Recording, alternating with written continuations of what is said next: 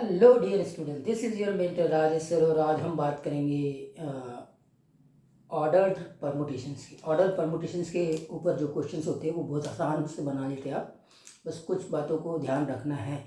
वो क्वेश्चन करते करते हम लोग सीखेंगे। ज़्यादा कुछ नहीं है, 5 क्वेश्चंस करेंगे इसमें। तो पहला क्वेश्चन और दूसरा क्वेश्चन देखो।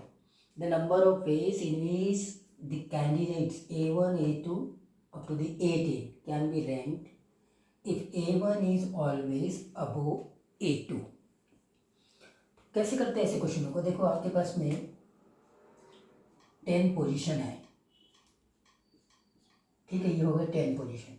10 पोजीशन में आपके पास में इनको इस प्रकार से अरेंज करना है कि ये ऑर्डर फॉलो हो।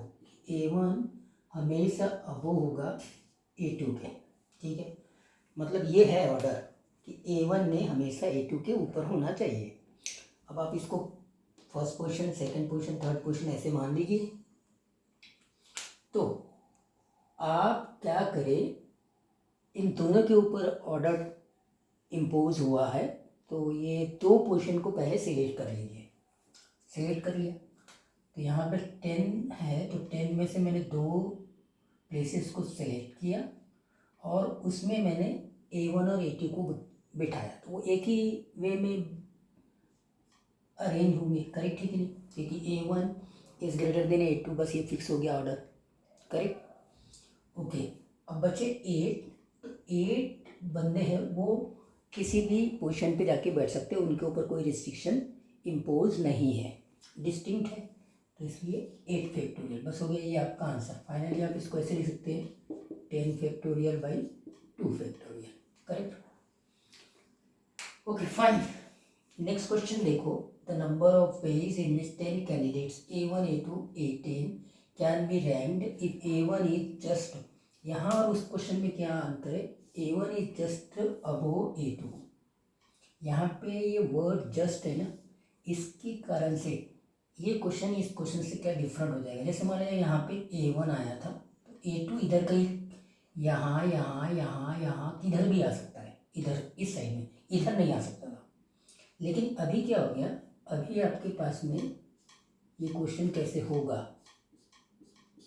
देखो, A1 अगर यहाँ है तो A2 यहाँ हो सकता है, या फिर ऐसा भी हो सकता है, ऐसा ऐसा, जस्ट अब होगा तो यही मतलब है, करेक्ट है। इतने वेज में आप A1 और A2 को बिठा सकते। कितने वेज हो गए? 1 2 3 4 5 6 7 8 और 9। तो A1 और A2 जो बैठ रहे हैं वो 9 वेज में बैठेंगे। अब टोटल 10 है, तो इसका मतलब रिमेनिंग 8 जिनके ऊपर कोई रिस्ट्रिक्शन नहीं है तो वो 8 फैक्टोरियल वेज में बैठेंगे। फाइनली आपका जो आंसर होगा वो 9 इंटू 8 फैक्टोरियल आपका आंसर होगा, ठीक है।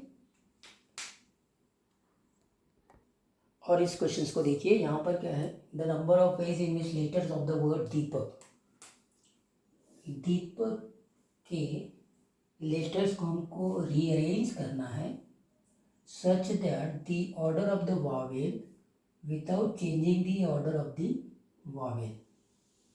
वावेल का ऑर्डर एज इट इज़ होना चाहिए। तो देखो, वावेल क्या क्या है?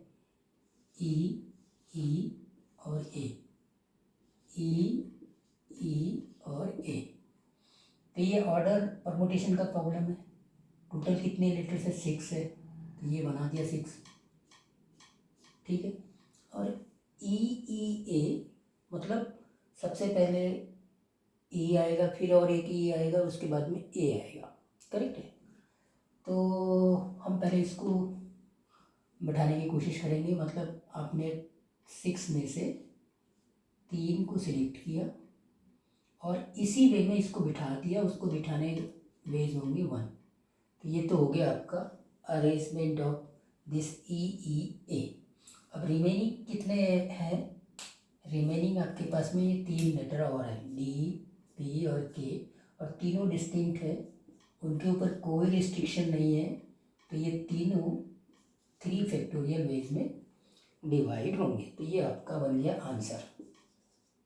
आप इसको ऐसे लिख सकते हैं 6p3, क्योंकि 6c3 इंटू 3 फैक्टोरियल 6p 3 होता है।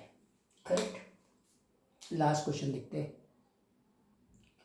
अब आपको ऑर्डर्ड परमुटेशंस क्या है, कैसे करना है, ये सारे क्वेश्चन समझ में आ गए हैं। ठीक है, अब आप यहाँ पे इस क्वेश्चन को अगर देख लेंगे तो ये हाईएस्ट लेवल का क्वेश्चन है।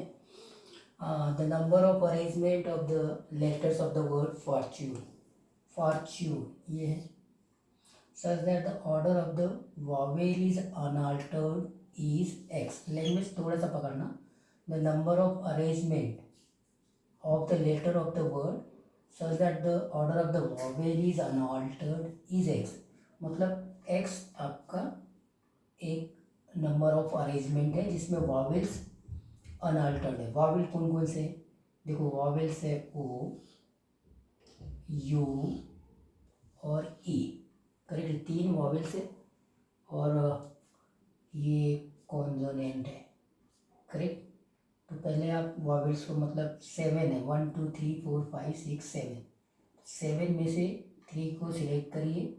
इसको अरेंज करने का एक ही तरीका होगा, रिमेनिंग कॉन्सोनेंट में कोई रिस्ट्रिक्शन नहीं है तो आप उसको 4 फैक्टोरियल वेज में अरेंज कर सकते हैं। फाइनली ये 7 फैक्टोरियल डिवाइडेड बाई 3 फैक्टोरियल हो जाएगा।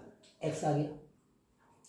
फिर क्वेश्चन को पढ़िए। The number of arrangement of the letters of the word fortune such that the order of the vowel is unaltered is X. फिर कॉमा दिया हुआ है, the order of the consonant unaltered is Y. मतलब ये statement आगे चलेगा कि the number of arrangement of the letters of the word fortune such that, यहाँ से पढ़िए, the order of the consonant is unaltered. तो वाई की बात कर रहा है। 7 में से हमको पहले 4 पोजीशन पर सिलेक्ट करना पड़ेगा, वहाँ पे हमने कॉन्सोनेंट को अरेंज कर दिया। कॉन्सोनेंट कितने पूरा है, 1 2 3 और 4। और फिर इस बार वॉवेल्स के ऊपर कोई रिस्ट्रिक्शन नहीं है तो वॉवेल 3 फैक्टोरियल वेज में अरेंज होंगे। लेकिन इसमें वॉवेल ओ, यू और ई है, ओके, डिस्टिंक्ट ही है, सारे के सारे डिस्टिंक्ट है, ओ, यू और ई। करेक्ट, 3 फैक्टोरियल में।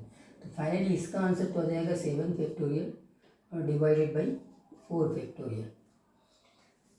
अब उसके बाद में यहाँ कॉमा हटने के बाद में फिर क्या बोलते हैं, the order of the vowel and consonant is unaltered is Z. तो जेड भी एक अरेंजमेंट है जिसमें वॉवेल और कॉन्सोनेंट इज अनअल्टर्ड है। तो इसको समझने की कोशिश करना, या तो मैं वॉवेल को पहले अरेंज करूँ या फिर कॉन्सोनेंट को पहले अरेंज करूँ। अगर वॉवेल को पहले अरेंज करना है तो पहले वॉवेल के लिए सीट को सिलेक्ट करना पड़ेगा।